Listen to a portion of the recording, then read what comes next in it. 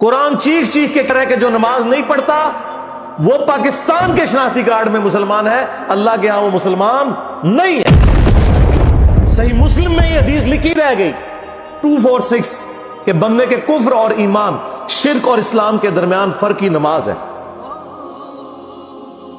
یہ حدیث مسلم میں ہی لکھی رہ گئی کہ ابن مسعود رضی اللہ تعالیٰ عنہ کہتے ہیں کہ جماعت کے ساتھ نماز پڑھنا یہ سنت خدا ہے، یہ تمہارے نبی کی وہ سنت ہے جو اللہ نے انہیں عطا کی، اگر اسے چھوڑ دو گے تو برباد ہو جاؤ گے۔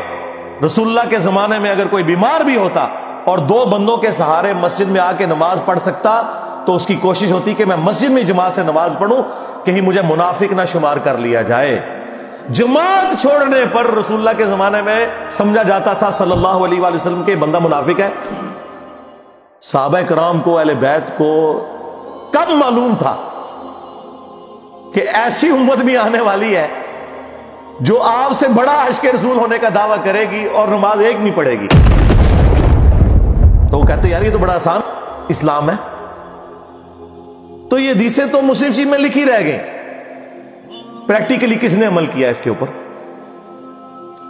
یہ حدیث ترمذی میں لکھی رہ گئی کہ ہمارا اور منافقین کا عہد نماز کی بنیاد پہ ہے، جس نے نماز چھوڑی اس نے کفر کیا۔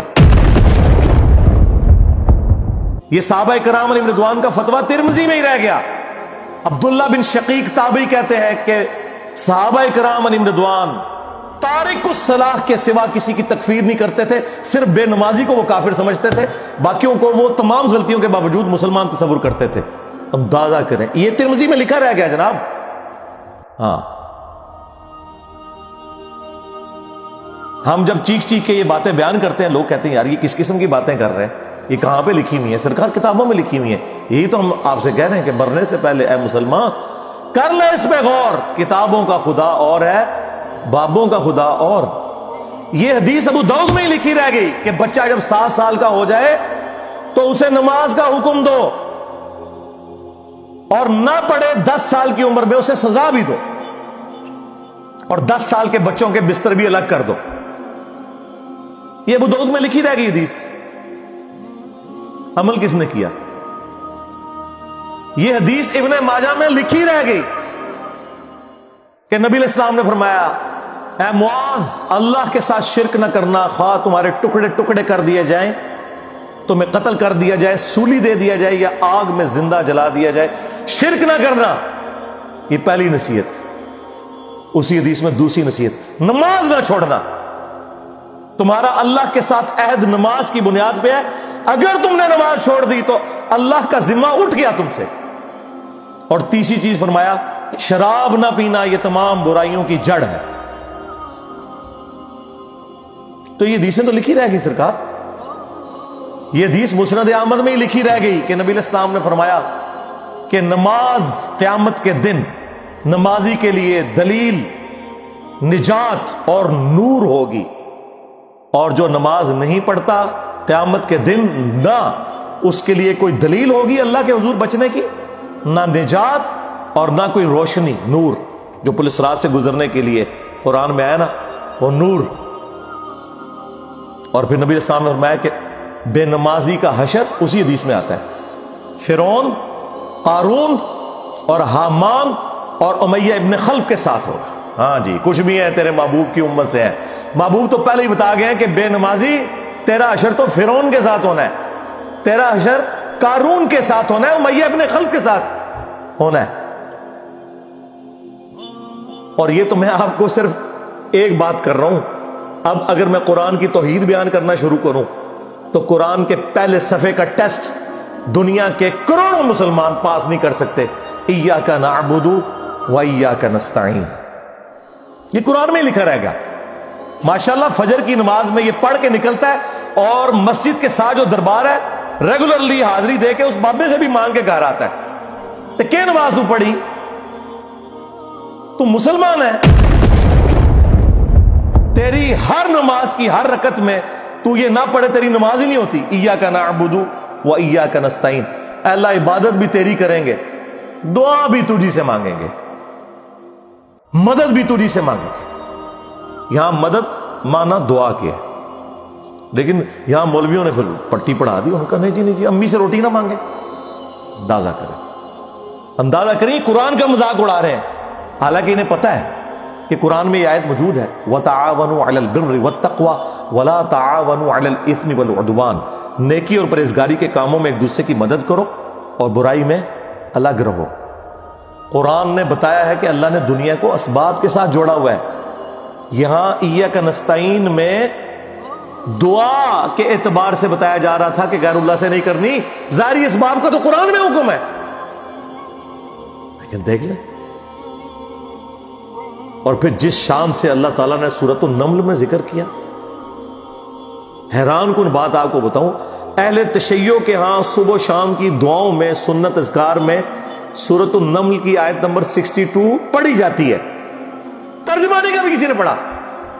اور ہمارے جن اسٹوڈنٹس نے پڑھا جو شیعہ مکتب سے تعلق رکھتے تھے، کیونکہ میں نے اس آیت کو اتنی دفعہ کوٹ کیا، انہوں نے کہا ہم تو یہ صبح شام پڑھتے ہیں، ترجمہ پڑھا تو انہوں نے کہا یار یہ آیت پڑھ کے بھی سب سے زیادہ شرک ہم کر رہے تھے، کیونکہ اس آیت کے اندر کیا لکھا ہے؟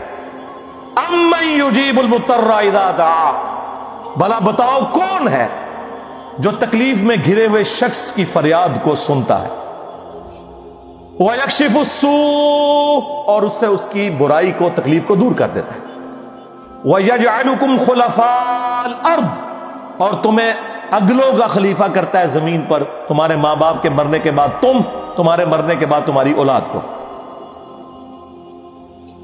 اَإِلَٰهٌ مَّعَ اللَّهِ، کیا اللہ کے ساتھ کوئی اور معبود بھی ہے؟ قَلِيلًا مَّا تَذَكَّرُونَ، لیکن بہت کم ہی تم نصیحت حاصل کرتے ہو. بالکل صدق اللہ العظیم، بہت کم لوگوں نے نصیحت حاصل کی. اس آیت میں کلیئر کٹ لکھا ہے کہ جو اللہ کے سوا کسی اور سے دعا کرتا ہے گویا وہ اسے خدا بنائے ہوئے ہے. یا علی مدد کا مطلب سادہ نہیں ہے، اس کا مطلب ہے کہ آپ نے مولا علی کو اللہ کے مقابلے پر خدا تصور کر دیا. نہیں جی ہم تو انہیں اللہ کا بندہ مانتے ہیں. نہیں جناب، قرآن تو یہ کہتا ہے کہ اللہ کا بندہ مان کے یا بغیر بندہ مان کے. جب تمہارا یہ عقیدہ ہے کہ اللہ کے سوا کوئی تمہاری تکلیف دور کر سکتا ہے، جی پیچھے اللہ ہی ہے. اچھا اللہ پیچھے رکھ رہے ہیں؟ یہ دیکھیں حدیث میں لکھا ہوا ہے نماز کا طریقہ. اور نہیں جی ہمارے امام صاحب نے بھی تو وہی کچھ بتایا نا، پیچھے تھے اتنے بھی نبی علیہ السلام نے. نبی علیہ السلام پیچھے رکھنے کے لیے؟ میرے نبی صاحب ہے ہی کوئی نہیں، تیرے بابے تھے شے ہی کوئی نہیں. اللہ پیچھے، رسول پیچھے، آگے تمہارے بابے. عزتیں اویل کی ہیں تم نے اللہ اور اس کے رسول کے نام کے اوپر، چندے کھائے ہیں تم نے رسول اللہ کے نام کے اوپر صلی اللہ علیہ وآلہ وسلم. سواریاں سوار کی ہیں تم نے مکے اور مدینے کے نام کے اوپر، اور غداری کی ہے اپنے دین کے ساتھ. ممبروں پہ چڑھ کے کہتے ہو قرآن و حدیث ڈائریکٹ نہ پڑھنا، گمراہ ہو جاؤ گے. واہ، یہ کوئی یہودی یا نصرانی آ کے بات کرے ہم منہ توڑ دیں. جس طرح آج آگ لگانے کے اوپر قرآن کو ہمیں کتنا غصہ چڑھا ہوا ہے. تیرا مفتی ہر جمعے کو کھڑا ہو کے کہ قرآن اور بخاری ڈائریکٹ نہ پڑھنا، گمراہ ہو جاؤ گے. آگ تو یہ لگا رہا ہے، وہ آگ تو ایک دن تھی، اس سے کوئی فرق نہیں پڑا. قرآن کے ملینز آف کاپیز دنیا میں موجود ہیں، ملینز آف حافظ قرآن ہے. قرآن کو کوئی آگ نہیں لگا سکتا، دنیا سے ختم نہیں کر سکتا. اصل جو چور چھپا ہوا ہے نا وہ تیرے اندر چھپا ہوا ہے. جو یہ علماء ہیں، شیاطین، جنات اور انسانوں میں سے شیاطین، جو تمہیں یہ کہہ رہے ہیں قرآن حدیث ڈائریکٹ نہ پڑھنا، گمراہ ہو جاؤ گے. اور تم کہتے ہو مفتی صاحب نے فرما دیا. سبحان اللہ. دنیا میں اگر کوئی مفتی صاحب لمبی داڑھی اور پگڑی اور ہاتھ میں تسبیح کے ساتھ آپ کو کوئی 2 نمبر چیز دے دیں، آپ ایک استری خریدنے کے لیے جائیں اپنے کپڑے کرنے کے لیے، اور اس پہ جعلی مور لگا کے وہ بندہ آپ کو وہ استری دے دے، اور آپ کو بعد میں پتہ چل جائے اس نے دھوکہ کیا ہے، تو آپ کیا کہیں گے؟ مفتی صاحب نے فرما دیا استری شریف. آپ غصے میں بھرے ہوئے جائیں گے اور کہیں گے کہ تو داڑھی رکھ کے بےایمانیاں کر رہا ہے، کہیں گے نا. تو یہ داڑھی والے جو مولوی ممبروں پہ چڑھے ہوئے جھوٹ سکھا رہے ہیں آپ کو، ان کو کبھی آپ نے کہا نہیں. آپ فرق دیکھ لیں، جہاں آپ کی دنیا کا نقصان ہوتا ہے نا، نہ آپ کو مفتی کی داڑھی نظر آتی ہے. ہو سکتا ہے آپ جا کے آگ لگا دیں اس کی داڑھی کوئی، لیکن جہاں آپ کا دین کا نقصان ہو رہا ہے آپ کہتے ہیں مفتی صاحب نے فرما دیا. وہاں لاکھ چیختے رہے کہ یار یہ مفتی صاحب آپ کو اپنے بابوں کا دین بتا رہے ہیں، کتابوں میں دین کچھ اور لکھا ہوا ہے، ٹس سے مس نہیں ہوتے. تو یہ قرآن کی توحید کا ٹیسٹ نہیں تھے پاس کر رہے. ایک جاہل سے جاہل مسلمان کو بھی یہ بات سمجھ آنی چاہیے کہ بارش کون برساتا ہے؟ اللہ. ڈیوٹی کس کی ہے؟ فرشتوں کی. کیا ہم بارش فرشتوں سے مانگیں گے یا اللہ سے؟ تو بات ختم ہو گئی. جو ڈیوٹیاں لائیاں نے جی بابیاں دیاں، وہ چھڑ دے، ڈیوٹیاں لائیاں نے. کدھر مر گئے وہ بابے کہ آج ہزاروں ایکڑ کے اوپر یوٹیوب کی جو ہارڈ ڈسک رکھی ہوئی ہے ان کے اوپر رسول اللہ کے خلاف گستاخانہ ویڈیوز رکھی ہوئی ہیں. بابا کدھر مر گئے؟ نگاہ مار کے کیوں نہیں ڈیلیٹ کرواتے؟ اوے بابا جی کہا کرتے تھے نا جی امت مر جائے، امام مالک فرماندے نے کہ حضور دیاں گستاخیاں ہو رہی ہیں اور امت زندہ ہے، بدلہ نہیں لیندی. امام مالک فرماتے ہیں پھر امت زندہ کیوں ہے؟ پھر مر جائے ساری، پھر مر جائے ساری. پوری عالم اسلام اس وقت یا تو مر جائے، یا تو مر جائے سارا عالم اسلام، یا پھر حضور کی عزت پر پہ رہ جائے.